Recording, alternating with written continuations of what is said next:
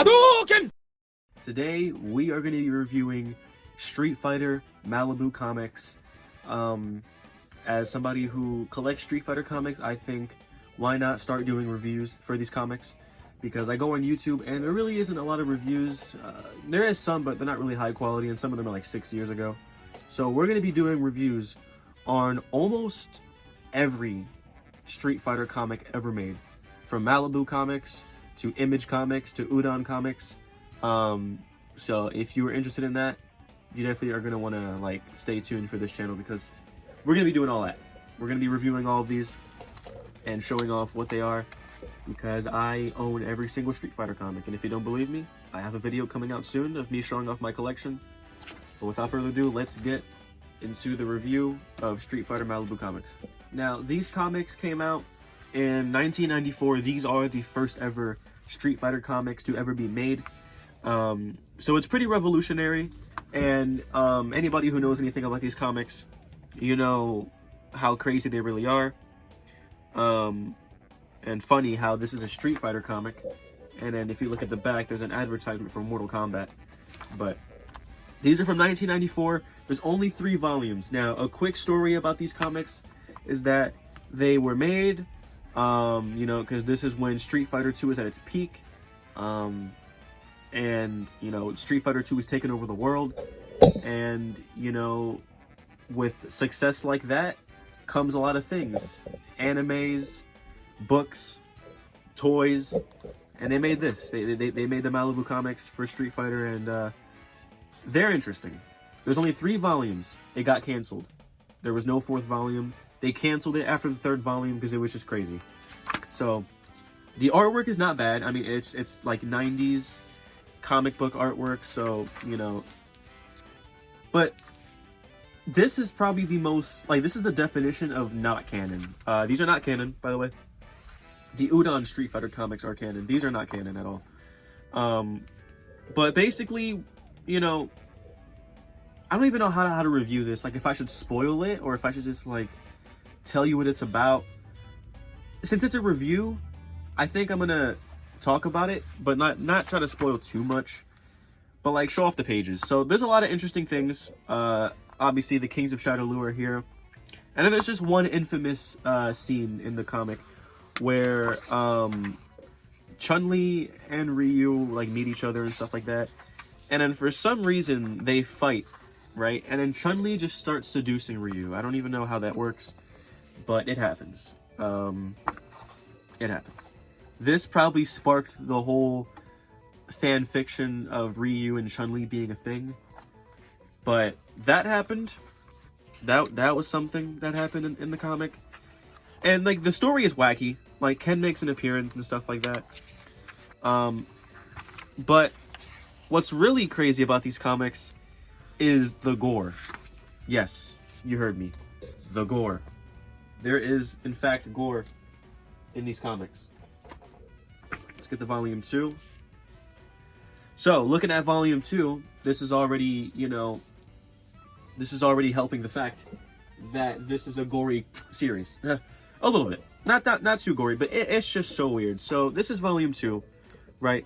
The first comic, we basically just get introduced to the characters, and then basically, you know, Shadowloo and Bison want to get rid of Ryu and Ken, I guess. So this is volume 2. This is the cover. We have Sagat and we have Ken right there, and Ken ain't looking too good. He's all bloodied up and stuff like that. Now, don't get me wrong, Street Fighter isn't new to blood.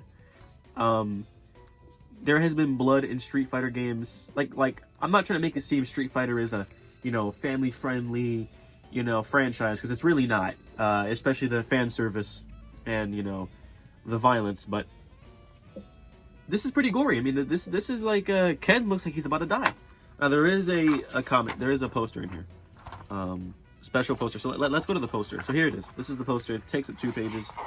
It's pretty cool. It's just the cover, but it's huge now.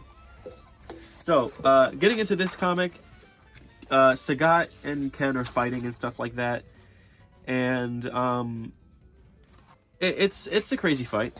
It's a crazy fight. yeah, I don't really know if I should spoiler or not.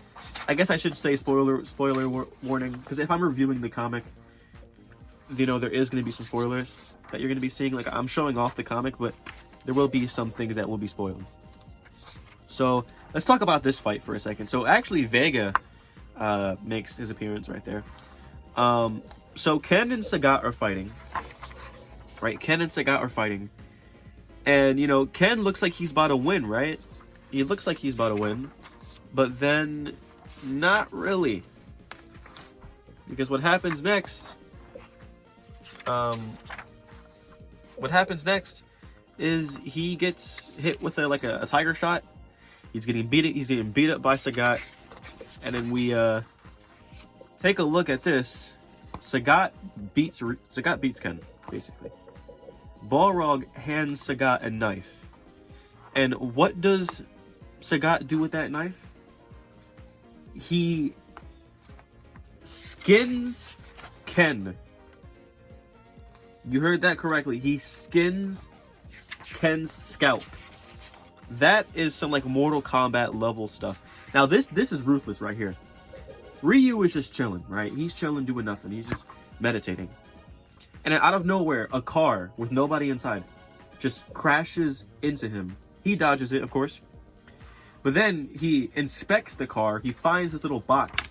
And in the box is Ken's scalp with his hair still attached. Like, that's some Mortal Kombat stuff right there. So, you know, I think Capcom... Now look, right? These were made in the US, right? Street Fighter is a Japanese franchise, right? So, my guess, and I think this is the story, Capcom gave the green light for them to make these comics.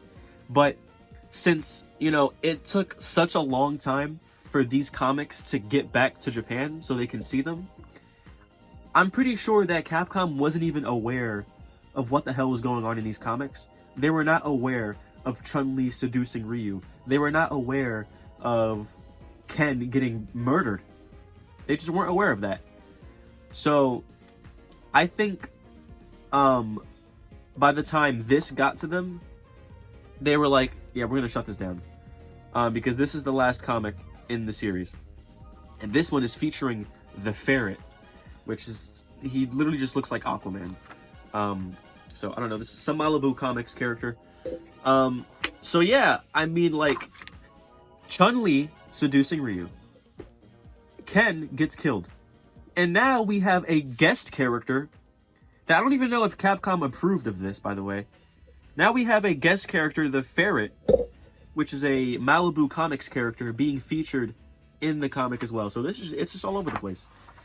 You know, we get introduced to Blanca, and then basically, you know, Ryu is hitting up everybody and, you know, just trying to get their health. Again, another very explicit scene. I mean, we have Blanca just ripping off someone's face like a beast.